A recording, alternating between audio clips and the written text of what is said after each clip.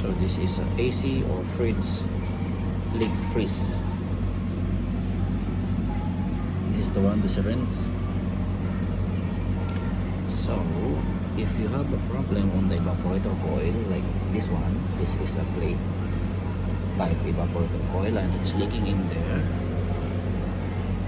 and we can repair or find a leak. So what I need to do is to put this leak freeze, so it will gonna seal the leak on the evaporator coil.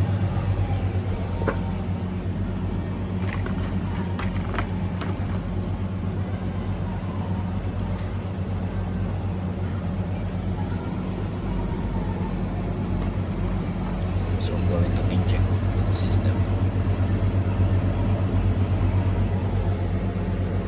This is a salad greens.